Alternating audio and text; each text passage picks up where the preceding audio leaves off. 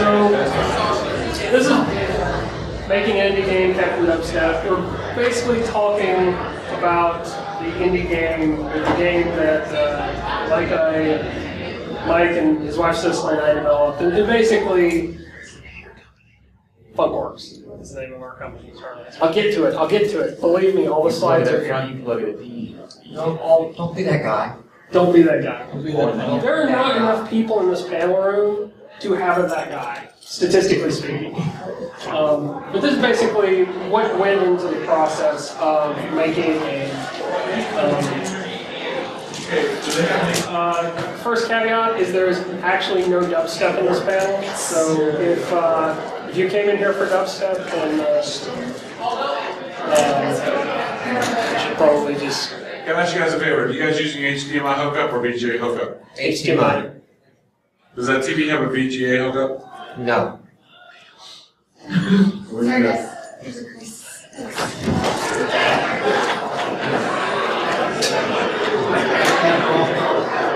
His panel has a history of Damn hands off my television. You didn't know what I just went through to get this damn thing working. You're going to come and take my television? He doesn't have a television. He's on I'll take down the staff at this point. I've gone into so many non-working panels. Do you think I care anymore? Oh, this is going to be a breakdown. This is How many sheets do you have left to give at this point? all the complainants. Alright, so there's no dubstep in this panel. You have other options for your content. You do. You can go Q&A at porn star. You have no porn star. It's not a tutorial or intro on game development. This is more just what we went through. Your mileage may vary, but going from not actually in the game game industry to creating a game, this is kind of what you might go through. And 3, I said this was an upcoming release on Xbox Live Indie Games, and I lied about that. But it's okay because what ended up happening was we submitted to the Dream Build Play competition, Microsoft's Dream Build Play, and basically a 10-week crunch tried to get this done just to get it to demo stage. And once we hit that point, we submitted, took a break for a couple weeks, and then decided we were done. Do you have anything to add to that? It's a crap game. Honestly, I think we'll have more slides in this, and we kind of get into this and all that. It was a game based on a joke, on a mechanic, okay? And that is not a full game. That is just a mechanic. And we've made, you've got slides. Actually, yeah, I've got that, yeah, this kind of talks to it a little bit too. The game was all over the place. So the idea, we were joking, I was drinking, and I said, wouldn't it be really hilarious if when you shot the wave beam from Metroid, it went whoa, whoa, whoa, whoa, whoa, whoa, across the screen. And we call it Captain Dubstep. And they were like, oh, that's a great idea, because, it was late and I was drinking. And at some point, we decided to make this a game, and we started messing around with it. The problem is that was the entire definition of the game. So, well, what's this game play like? I don't know, Mega Man. Oh, wait. No, Metroid, And then we were all over the place, and we were shifting. And after we got through Dream Build Play, I kind of looked at it, and I said, we need to do complete rewrite, complete start over, throw it all out. And we have some other game ideas, and it's not dead, but it's definitely on the back burner, and it would be something different when we have like a full scope of what that would mean. Yeah. The actual result here, this is what we submitted to Dream Build Play, and I hope it will actually play. And you have no audio? No. So the crucial component in the game is that everything is synced to audio. And I think we've got slides coming up on this, and I'll talk a little through that while I skipped ahead. Awesome. So we did have 60 frames a second. Here we have 60 seconds a frame. So everything was synced to audio in the game. Every movement, you didn't hear the melody unless you were moving. Okay? When you stopped, the melody faded out. The bass changed based on what was going on. Wrote an entire audio engine to make sure that was possible on the Xbox, not really possible on the PC. We couldn't really port this game to the PC because nobody has dedicated sound hardware anymore. Everybody is running an on-chip integrated sound solution, and performance of that's crap, right? Most games don't need it though. Most games have a pre-compiled audio track. They're not running 18 different audio tracks at once trying to dynamically switch between them. You know, it's a pretty low-key effort. So we did that. That was kind of the run through the video. I guess it's not going to work at all. Huh? I don't know. That's probably more my laptop than anything. I did play this in PowerPoint before. It worked, but you're drinking and it was like... No. Anyway, so what we started out with is two developers and an artist. And we've been, our background is Mike and I do business software development, mainly web development, and Cicely comes from an architecture background. We've worked together since 2009, and I put an asterisk there because Mike and I worked together at MediaPulse 2004-ish, 2005. No, I was fired from MediaPulse in 2003. No, you couldn't have, because I graduated college in 2003. Did you really? Yes. Okay. So, we would have to go back in time. Okay. Which makes sense. As FunkWorks, we created a game called Inca Blocks. There's a long and storied explanation of why this is no longer on Xbox Live Indie Games. This Talk is to also Mike a after bad game, but we finished it. Yes, talk to Mike after the panel on why it's not on Xbox Live Indie Games. And then that prompted us to create a site called Game Marks to review Xbox Live Indie Games. If you remember nothing else, Game Marks. They'll pull this up. We do a weekly podcast show. They're talking about game development. So if you're in here to kind of learn something about indie game development or that kind of thing, or interested in, that's what we talk about every week. That's what the site's focused on now. So to start out with, we had to choose a platform. For us, it was no contest. For a lot of people, it depends on what you want to run on. Do you want to run on iPhone? Do you want to run on Android? What are you familiar with? You've got options like Unity, Unreal, and these carry their own licensing issues, which you have to consider. For us, XNA, we're from a Microsoft.NET background, so it was easy. Plus, it let us target Xbox Live Indie Games, and who would not want to run their game on a console? That's, what we've dreamed about since we were kids, most of us. Obviously, your mileage may vary, especially with choosing XNA, because the future of XNA is kind of unclear right now. Microsoft isn't getting a lot of support, and especially with Windows 8 coming out, there's not really a path forward. There's a path forward with it on the desktop, but not in Retro or Modern or whatever it's called now, and not on the new Xbox. XNA is like the Firefly of game development frameworks. Microsoft dropped support for it, but you have things like Monogame, which kind of models itself after XNA. It runs on the Mono, the .NET implementation of, or the open source implementation of .NET. You can run on Android or iOS with that. Sunburn, the Sunburn gaming engine that was for XNA is looking at building their own C# compiler that can compile other platforms. There's a lot of tutorials out of the XNA community about how to transition into Unity and how to use more XNA-like approach there. SharpDX is another option. And there's a lot of ways XNA is kind of carrying forward, but we had our reasons for choosing it. Probably not the. I would not recommend it if you guys are starting a new game. And okay, I'm betting this YouTube video is going to play. There was a there was a video we watched that actually was sort of the inspiration, like kind of cemented Have you this. seen the Dubstep Guns video on YouTube? About Freddie New? Yes. So we had made that joke, that drunk, a couple months before that I would was come so- out.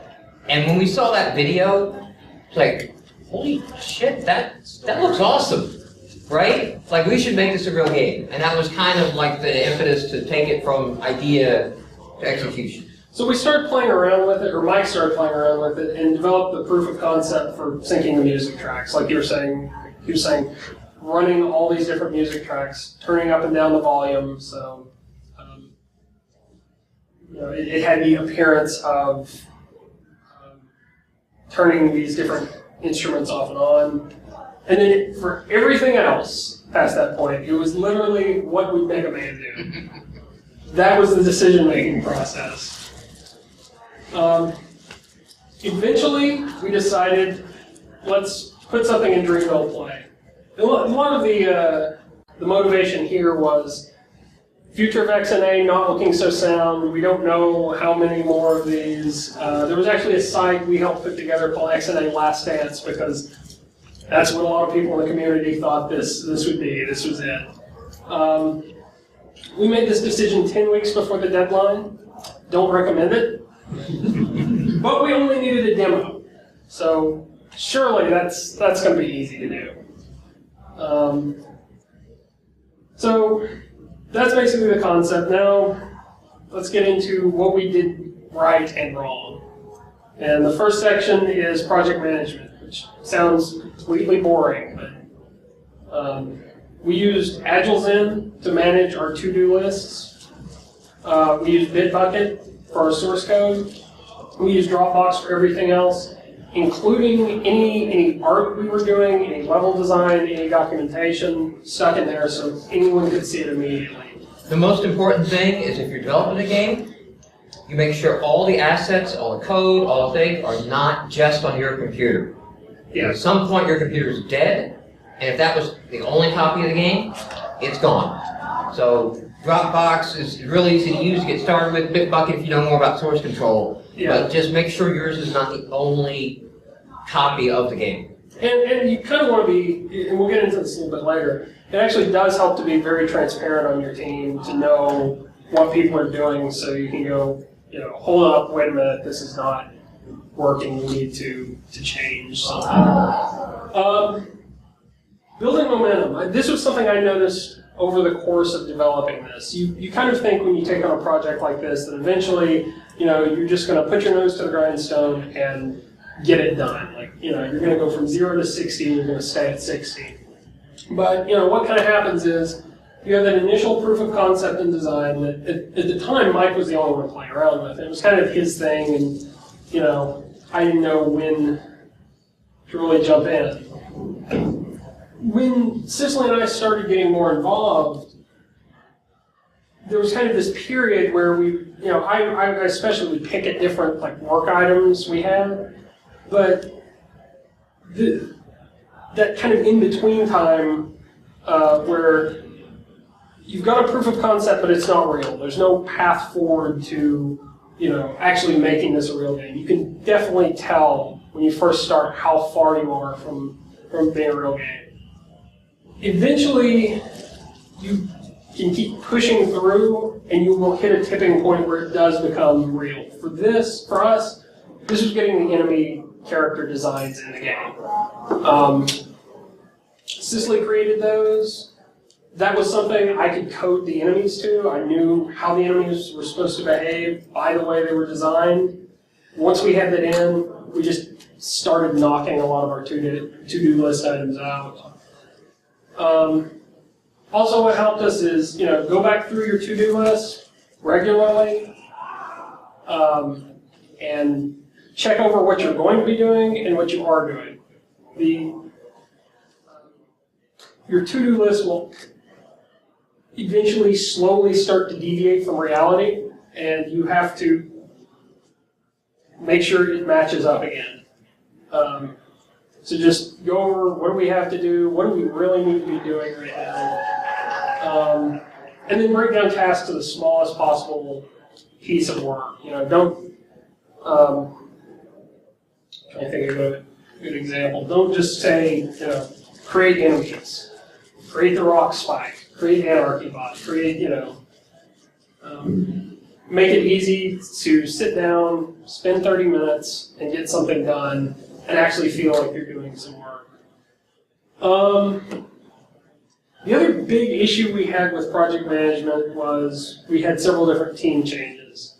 And at one point, we actually tried to bring in a pixel artist, because that was not something Cicely had done a lot of. And we had this 10-week deadline. We tried to bring in an artist. There were a lot of problems because we brought them in at a volatile time. We had not made decisions like what resolution tiles we'd be using. We were not certain about that. We hadn't exactly nailed down the art style. And so it was kind of tough for him to jump in. And he wasn't yet comfortable working with us. So a lot of the problems we had trying to bring someone in the middle of a 10-week game development project, he wasn't, he wasn't working out of Dropbox, so, he spent like 2 weeks creating graphics, and then, Mike would come in and give feedback, and he'd have to go back and change it. You want this mostly non-working bar for us? Well, was there any cables that came with it? There's a power cable. A optical cable in that box. You seem to have no optical input whatsoever. And I think this was laying around it as well. If you just want a... Okay. There's 3 of these, and none of them have anything but optical. So, basically, we'd worked together for several years. We were kind of comfortable with, working transparently. There's going to be feedback. No one's going to get their feelings hurt. He wasn't. I love it when they walk. We were asking him to do spec work. We basically said, we'll give you a cut of the profits. Just do this work for free up front, which is a no-no. And we had said it was something you should never do before we did this. I personally have a big thing of asking somebody to do something for free. I like to be able to walk up and say, hey, I got a couple $100, and then if this sells, we can give you something, but at this point we had nothing. And then also a lot to do with the flow and the fitting in the process is that a lot of times I lead kind of what we're doing, and I want to see what everybody's doing in progress. Okay, I want to see the first sketch. I want to see the first few lines that you've drawn. I want to see the next little bit. Not because I'm micromanaging, but I'm not 100% sure what I want. I kind of know it when I see it. And I'd rather tell you earlier that's not it, or you know what, you're there, just give him a mustache and we're good, than let you go through the entire cycle of sketching to rendering to vector art for me to go, oh, that's not it at all. Let's go back to step 0. Because again, we had 10 weeks. Now, if you're new to the team, you're the new artist, right? It's very natural to hold back until you're done with it. You don't want to show the in-progress stuff because that looks like crap. You want to impress the team. You want to show the final polished version, but you got this guy who doesn't see anything from you, and he's just not acclimated to the way that we worked. And we didn't allow time to develop a relationship with this artist and say, this is the way we'd like to work, and don't worry if we see your in-development sketches. We know what the sketches are, we're comfortable with that, that's what we want to see. And interestingly enough, if you get a group of friends together and you're going to work on a game, you guys are going to work however you're going to work. It's going to be different for you guys. When you try to bring people in, there is always going to be that rough, period where you're trying to figure out how to work with them. But he had a lot to contribute when we started talking about it. He had a lot of recommendations, but honestly, I think he was working 2 jobs, and he couldn't afford the time, and we kind of had to make do. So what happened was we went from Mike doing development and music, Cicely doing art, me doing development, to Mike doing level design, music, and tile art. Cicely doing artist and the main character design. I ended up being, basically the main person doing developer, and then Mike's brother Willie came in and did level design. this actually, when we started changing, this was a huge deal because, Cicely was the artist. That was what she did. For Mike to do Tyler was a little bit weird. And Yeah, I'm not talented at any one of these three. We just had nobody else to do it. Yeah, but it was also his area, and we were both developers, so just leaning on me seemed a little bit, like we're cutting that part of our efficiency in half. What actually happened was in some cases, people taking on multiple roles. We were able to fill in gaps like level design that we didn't think about early on. There's all this stuff that you think will just kind of happen. We actually relieved other team members in the sense that because Cicely wasn't having to worry about the tile art for the levels, she could focus on the characters. And that, you're not, having to switch hats so much. It prevented us from doubling it up. Like Mike and I both doing development, we're probably going to end up stepping on each other's toes if we're doing, especially if we're touching the same feature, or making changes to the same feature. So that actually helped quite a bit because I felt a little more free to dig in to something that really wasn't my baby. But all of this seems kind of backwards. Because a lot of times when you get together and do a project like this, everyone has their area, and it's sort of sacrosanct. You don't want to step on anyone else's toes, but for us it worked out really well to kind of shift in roles we weren't comfortable with, or that seemed to be other people's forte.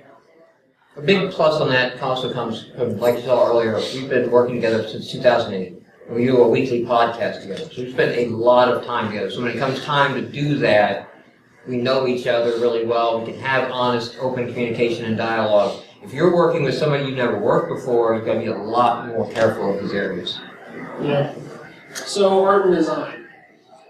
Now this, I'll just steal this one. Go ahead. That's totally cool. This concept is visual targeting. All right. If you're doing any kind of game design, this is what we should have done more of at the beginning.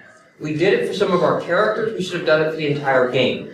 Basically, what you do is you go out, you Google image search all the things that you're combining, you're mixing up to make your game. Right. Nobody's 100% original. Everything is out there. Everything's been done before. You go to Star Wars and you just pull in World War II bomber plane footage, and there you have the space fights, right? So you take that concept and you make this. You can hang this on your wall. You can have this hanging up in the area so you can see it every day. Dropbox is where we stuffed it. But you make these images and basically say like, all of these images out here come together and represent something in the game or something about the game, what the visual target of is the game, and it gives you a language, a common picture for everyone in the game. So in the case of the captain, now the captain is to be female, okay? So that was something that was set out early, that the captain is to be female, but the captain should be in power armor. And by power armor, I mean the early suit Iron Man and or Cyborg. Right? These rough plated pieces, they kind of fit together, but there's some human pieces flowing through, right? That's exactly what I mean. That's great for the artist, because power armor can mean a lot of things, right? So now there's a good picture to that. Mega Man's down here from basically of like, I want the animations to look like Mega Man here, where he's kind of like standing at the side and doing the thing, instead of like at the side doing the thing, right? Except I did not like the jump animation. It looks so gay there. I don't know what's going on. It was a different time. So basically what I wanted is a running back, right? When a running back is breaking across the line of scrimmage there, and he's just like plowing through with the ball, right? That's what I wanted for our jump animation. So I got images for that. At some point we were supposed to have a jetpack. Dylan coded it. No, we did have a jetpack. We had the code for a jetpack. I think we had the image. I don't think it was in the demo. No, there was no code. But I like the Rocketeer jetpack. I wanted the gun to be a combination of the Halo gun with the aesthetics of an M16. So take the Halo gun, make it a little bit more now, a little less future, a little bit more rugged military looking. An idea that we had is that for the helmet to use the Daft Punk visor, and that information in the gameplay would be communicated through the visor. So it could be as simple as the health bar, right? If it's nice glowing green, Captain Dubstep's full of health. As it gets lower, goes to yellow, goes to red, running out of health, right? So you don't have to look at a health bar. Also stealing that idea from Dead Space. And then finally, and this is something we dropped because when we actually did it, we're like, oh, that is bad. You'll see the next slide. Yeah. Actually, I was like, the armor should be this awesome looking Kiss costume with a big old D. That bit did not work out well. You got the next slide? Go to that, yeah. Oh, okay, so a bit of communication problem between our design artist, your wife. my wife. Well, she heard all this Mega Man stuff, so she came back with that. And I was like, that is really cool. We would get sued off the face of the earth if we release that. We can't just take that and go with that. The next one are the images. So I gave that visual target to our new artist, okay? He doesn't know us. He comes in cold. He has that visual target. And I actually like these. Do you have the other one? Is that the, oh, that's the final one. Okay, yeah. Yeah, so I actually like that. Now, I gave him pointers on like, hey, tweak this up a little bit. She's a little dude-like, you know. I don't want her sexualized, but she can have hips. You know, she can have curves. She can be a little bit more feminine. I'm not sure if that's me with long hair or if that's a woman. Steroids. But small changes, basically, is what I said. You can make some small changes, and I like where this is headed. So from that, of course, we lost our artist at that point, and then we did switch to the side perspective for everything. My wife and I collaborated on this. And this image, I created a silhouette by taking some model shots and black and whiting the image, just dropping it down to 2 colors, so we just had a black silhouette of a model figure. And then I resampled that, I scaled that down to our game resolution, and then I literally just sat there with the brush and went over and made the boobs a little bigger, and like, well, that's too big, and then made them a little smaller. You know, just because all I was playing with was black and white at this point. I was just getting the silhouette. When I had the silhouette down to the general shape, I handed that off to my wife, the artist, to come in and color and detail the armor. And I really like how she turned out. Yes. We started out doing pixel art and then switched to a program called Sprider. And that is at www.brashmonkey.com. This was actually a Kickstarter that hit, I think, right while we were in the middle of development. I think you can still buy this program for $25. Yes. And it's an excellent tool. We ran into some issues because it was so new and we were trying to get XNA support for it. But we kind of had this discussion of like, well, we don't want to jump too quickly into it, but at the same time, if it's faster. What this allowed us to do is each one of the elements now are a separate image. The head, the arm, the legs. And in Sprider, we could position each one and then export that position list as a sprite sheet. So yeah, well, essentially, like Mike said, he created the silhouettes, and we just dropped those into Sprider, Mike just dropped them into Sprider and animated them into a run cycle.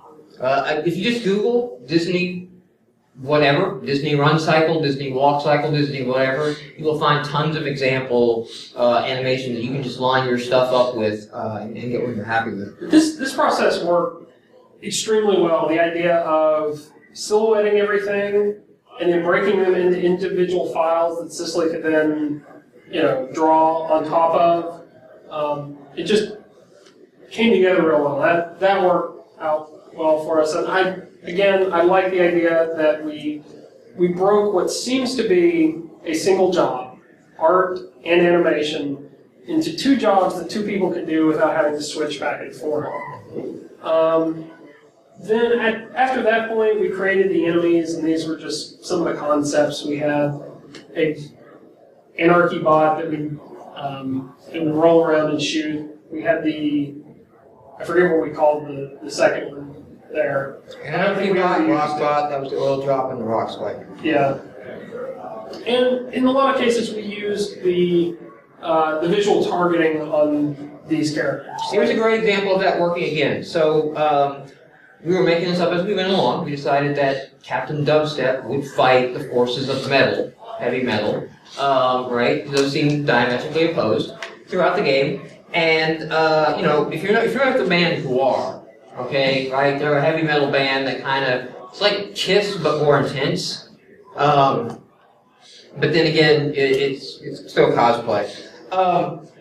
So I like that idea, and that was like warrior, right? So these guys would be melee units. They would come at you with axes and knives and stuff like that. But the boss would be a warrior with a master blaster concept, right? So you got this warrior guy, and then you got a little, you know, master riding the blaster, and that's kind of the boss fight. He jumps around the room, he's got a Gatling gun shooting at you. That was all I gave to Cicely, the artist, because we've gone through this visual targeting process. This is what we actually got. It's another character that, you know, I felt worked really well. We should have done more of this type of planning for the whole game. Yeah. Level design, we used the tiled map editor, and this was great because we didn't have to spend any time writing our own tools for this. Downside is we kind of had to figure out how to use a generic tool to accomplish some of the goals we had. You know, like, for example, I think you can see in this picture, we had to define regions where the camera could and could not go. I'll talk about a little about that later. We had to kind of play around with that. But it's a great program because you can just hand it off to anyone. You don't have to have a developer sitting there coding out the levels. One of the neat things we did was we kind of had the concept of how, you know, we would follow sort of the Metroid pattern. You go through two different areas, you would get items that would basically take you between those areas. You would have boss fights at specific locations, and then there would be an escape. Yeah, it became what would Metroid do.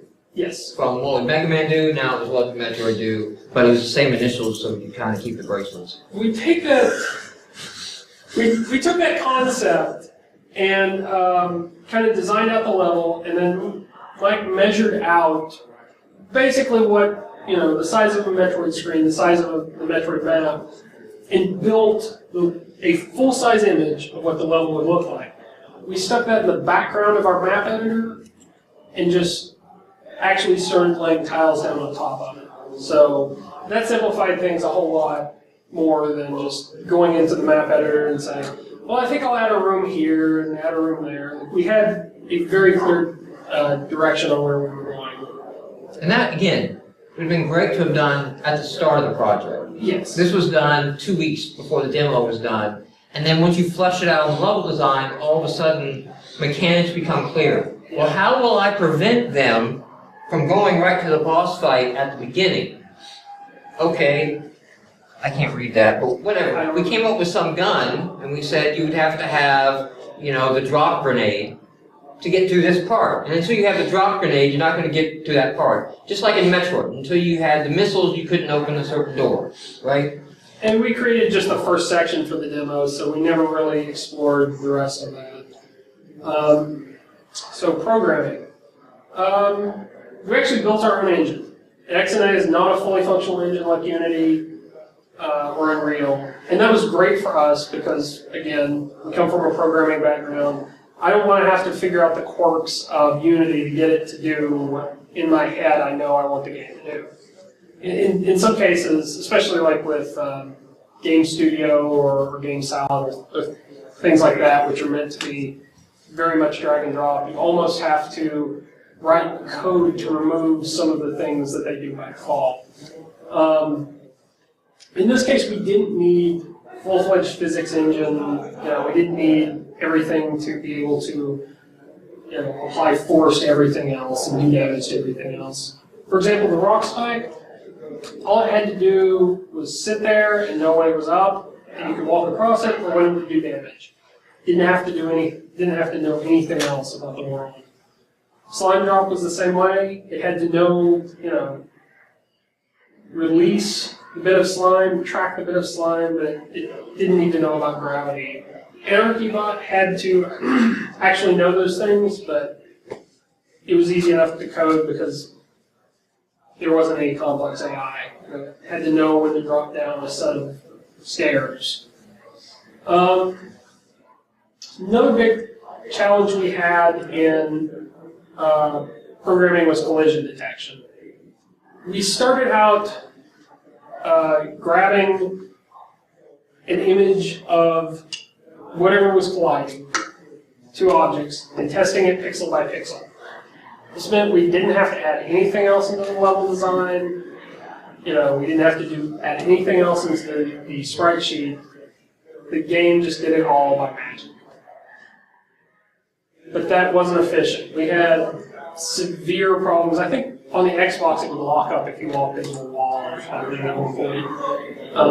It was extremely bad because we were always applying gravity to the captain, so I was always doing, individually testing each pixel.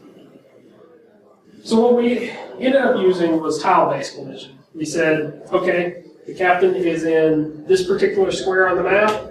Let's see if there's anything there. So it was less flexible, but it worked better. There are other solutions that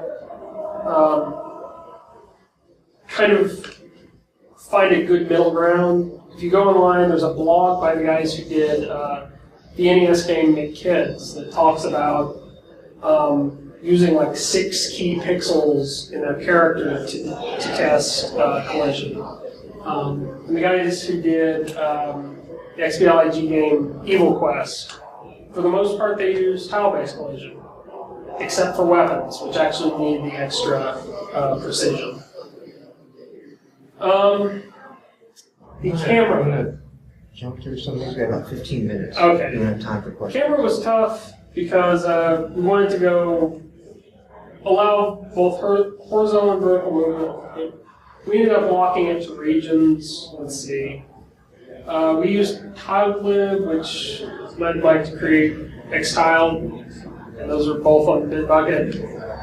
If you want to use Tile for an XNA game, the code is out there to do it.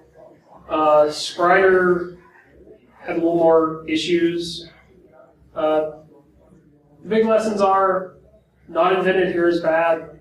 Go out to the internet, grab a library to do whatever you need to do.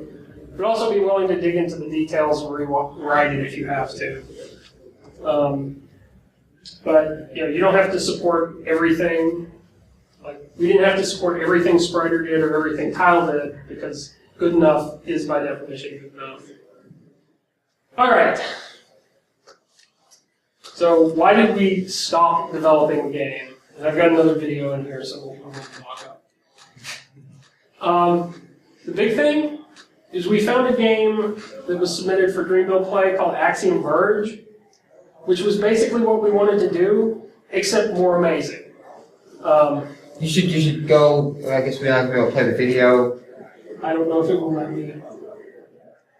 Oh, see, it's letting me play the video. See, that's it. It's Your even game better. runs at 60 frames per second. Yeah, Ours there you does go. not. But it was just like that's. But this looks like what if you were going to redo Metroid. This is what you This want. is what it looks like. And we started looking at this, and I started saying like, oh man, we've got so much more we need to do. So much more little polish and little bits. But it's more, I mean, it's not just, it's parallaxing, there's things moving, there's, it's not just, things are not just moving at 90-degree angles. How this game didn't even win a mention is beyond me. That's a whole other rant. Let's see. Aside from that, the main problem was burnout. Like, we spent 10 weeks building this game, and we did not want to see it There was again. supposed to be an image of a car peeling out the back tire there. Yeah, I no. specifically asked for an image of I a know. car peeling It's out. been 10 weeks playing Burnout Paradise. No. Exactly. But, That would be the caption is, burnout is not paradise, right? That is- especially, you have to consider that this is not our day job. We don't even expect to make really significant money off of it. Do it because you enjoy it, not because trying to get through a crunch. The second big problem was lack of direction. We started out with Mega Man, as the model, and we went to Metroid. What do these two games have in common? Not a whole lot. I mean, some, but that's a pretty big difference there. Lots of action, more of an adventure game, you know. That right there should have been a clue that we didn't really have an idea of where we were going. Well, both of them became horrible series later. That is true. That is true. Terrible, weird stories. The disconnect was really, and we talked about this on the podcast a couple of weeks ago, there's this model of mechanics, dynamics, and aesthetics in game design. Mechanics are the individual things that make up the game. The individual, you know, the This is what you code. concepts. This That's is what you write. Mechanics get Gravity, yeah. for example. Mechanics get grouped together into dynamics. Dynamics influence the aesthetics. What do you experience when you play the game? You know, is it the challenge, the feel, the goal you have for playing the game?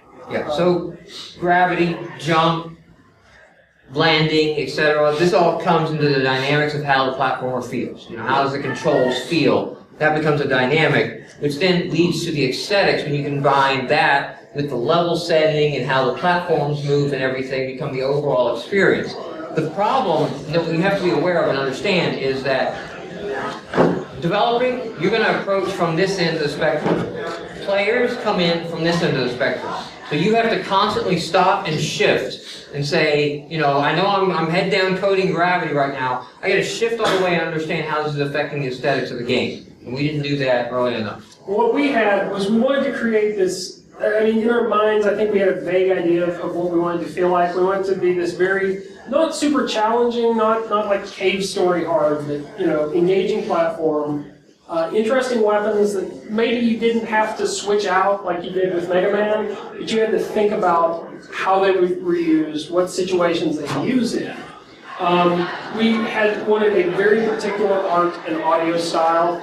We wanted the image of techno, metal, things like that. And we wanted very distinctive music because obviously, what would the game have been without that? The mechanics we had, we again wanted to sync music and action and do what either Mega Man or Metroid did. How do we get from point A to point B? Well, we had no clear path. So it really would have taken people with more game development experience to build this into a good game. And there's so many other things that we could be spending that time on. So many smaller games, more manageable to our skill level, and again, if you're just starting out, if you want to get into game development, you have to learn to think small. And then what's next? Right now, I think you're working on the rewrite of the tiled lib, and you creating a new platformer engine, basically. At this point, I'm kind of trying to get the newest version of, we're basically back to tooling right now. Creating libraries. Yeah, it's working on a simple game we do plan to release, but it's a basic platformer. Find the key in the level, the key unlocks the door. Each level gets more and more tricky as to where you have to get the key. And that's the game that we want to make. But basically to burn in the tool set before we inch up and ratchet on and go into something else. Do you have more slides, or is that? No, that's okay. it. We've got 9 minutes. Questions? Anything? Is anyone actually making a game at this point, or? Do you have dubstep, or you should? Oh, crap, I did. I do. I just figured we didn't have enough time, but I will. Solid state, it'll very quickly. Again, we do the podcast weekly in GameWorks.com. We cover a lot of game development topics. We kind of focus on one thing, maybe story element writing each week, or the next week will be, we just did an episode on the MDA method of approach. If you watch the show Extra Credits, we're like that, except not animated and not condensed into 5 minutes, so we ramble for 90 minutes of non-topic stuff, and then 30 minutes will be good on that. So we also cover Kickstarter quite a bit, and we have quite a bit of articles that I've written on there. I've been following Kickstarter very, very closely, building a staff database on the projects, tracking success and fail rates, as far as statistically what you can do to increase the odds of your success there. There are other variables obviously at play. You know, are you Tim Schafer? Yes or no? That's a variable that you can't capture easily just from looking at screen scraping. Anyone working on a game? Anyone indie game developer now doing anything? Wanting to get into? Couldn't get your question asked at the Q&A with the porn star, so you whatever, got time to kill. Really, what's there to ask, right? It's kind of all revealed, right? It's a Google search away. What do you need to ask?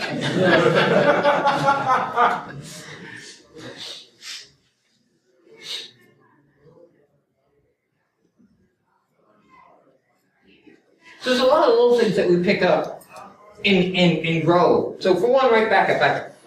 For one, right there, and I know I've even had arguments with Dylan on this one too. There's no tutorial. I don't want any tutorial. I hate tutorials. Mega Man! Exactly. And sequelitis, Google it. Right now, okay, you can't do squat until you experiment with the buttons and learn that you can jump. Congratulations, you've learned that you can jump. Right? So, he's running on by, and now there's a wall, you can't do anything. He's pretty sharp, he figured I could go back the other way. Congratulations, you just realized it. Now notice that, wait, go back. When you jump off this, because you're kind of happy and jumping, that's the thing you can do. Oh, wait, I can go up. Right? So we're teaching the player here how the scrolling system working, how leveling up's going to work, and then up at the top here, I should probably got a little involved in this. We didn't get graphics in for power-ups, but then you got the power-up. And again, my belief was, if you pick something up, you're just going to start mashing all the buttons. Like, what did I just get? What does that do? I don't need to tell you what the gun's going to do. You're going to mash all the buttons, and then you will try it on the door.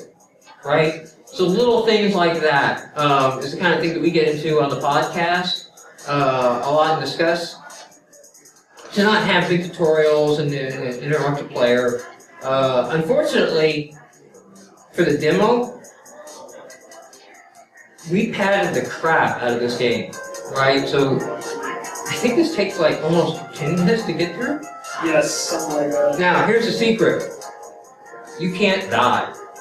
We have life in the system, we could kill you, but we were like, do we really want the judge who comes and plays our game to die on like the first enemy? We didn't have time to test the difficulty at that point. Like that is a whole other stage. There was a difficulty testing. There's also like, no matter how bad the judge is, if the judge actually plays the game, which is debatable if judges in these game competitions play the game and just watch the videos, we didn't want them to die.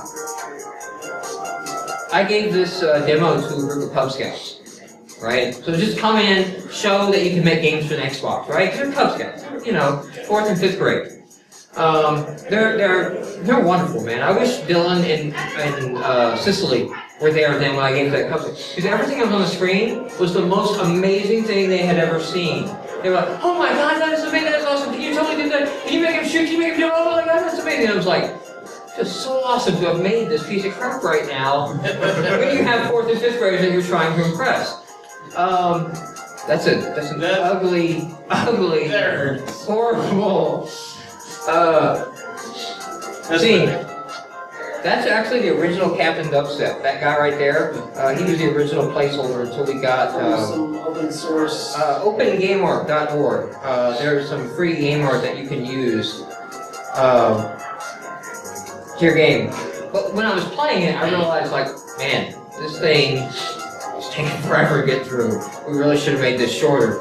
One of the kids noticed. One of the kids said, can you die? You got hit a lot of times and you never died. And I was like, no, we can't do it. Hoping I can actually get to the end of the podcast. I should just load up the test level. We have 5 minutes. Speed run. Oh, what are you doing? I'm going to load up the test level. You didn't get to the boss?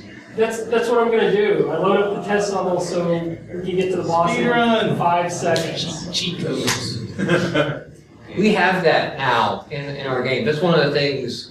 Being able to just warp yourself around and... Do we have the console enabled in this one too? Yes. Did we go back and do it for this one? Okay. Yeah, having that Quake-style console set up, you can just, boom, change gravity, turn this off, no clip, whatever. That's huge. Whether you ship it or not, that's a different setting. Yeah, let's see. Set jetpack true. I guess that gave you the jetpack. This was just the test level. Yeah, this was a test of parallaxing. There's a lot of weird things happening in our test level because that's exactly what it is. It's just, we had a feature, we stuck it in here.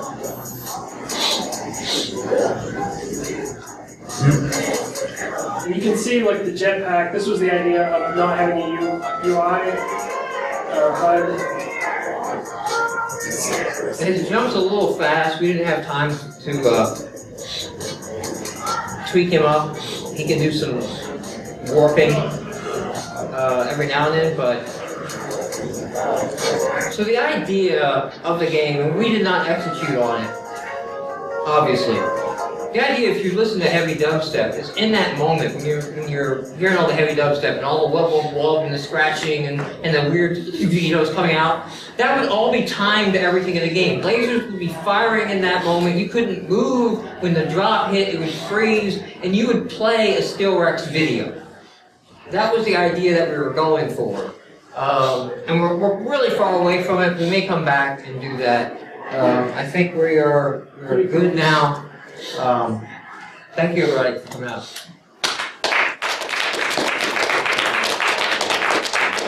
Rarity has told us it's time to go.